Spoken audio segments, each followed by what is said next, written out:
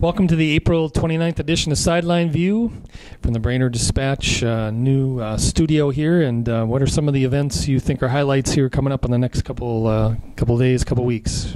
Boys and girls golf both have their pre-section tournaments coming up next week. It's kind of interesting to see how they're coming along. The boys team, they had a good showing at the Pequot Lakes Invite, but then finished third at the Central Lakes Conference meet at Oak Hill. So we'll see if they can kind of find some momentum and some consistency with their scores. The girls haven't really played a whole lot yet, but Hannah Moen had a nice CLC second round. So we'll see how they do in those. And then obviously the Brainerd Track has their Section 2 team in Alexandria next week as well. So they've only had quadrangulars so far this season, so it'd be interesting to see how they do in a bigger meet.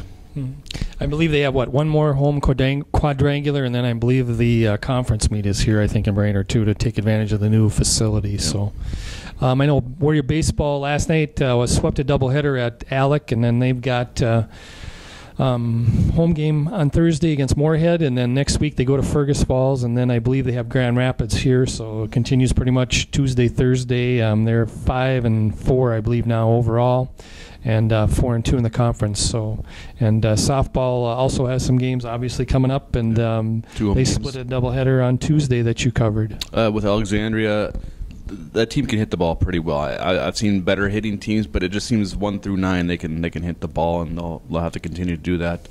Maddie Hill had a nice first game, but in the second game, Alexandria kind of found their niche and started hitting as well. So it'll be interesting to see if Brainerd can continue with the hitting and find some consistent pitching, and they might be able to contend with Becker. Becker's good again this year in their section, so we'll see. Warrior Tennis is doing pretty well as well. They won again yesterday. I think they just have like 2 losses, I believe, in their overall, and I think they're unbeaten in conference play. So they're doing pretty well after graduating, quite a few people, but.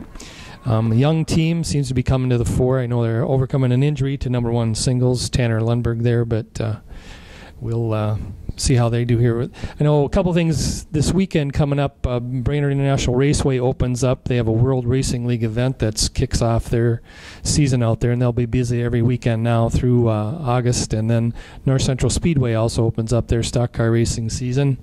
It's a 6:45 start Saturday in Barrows, so 2 big racing events here coming up, and those 2 tracks both will be going all the rest of the summer now, or spring and summer. NFL draft tomorrow night. That's right. Big day. Vikings at number 11. Who do you got going? Well, let's see. After they trade Adrian Peterson, then they'll draft Marcus Mariota. I'm sure he'll be available at number 11, I'm sure. But sure. I have no idea. I know they keep talking about this Michigan State cornerback, and he'd be a good pick, I think. So how about your selection for them? They'll trade down, and then they'll probably pick some random lineman that we never heard of. So that'll be become an NFL All-Pro. So. Yep.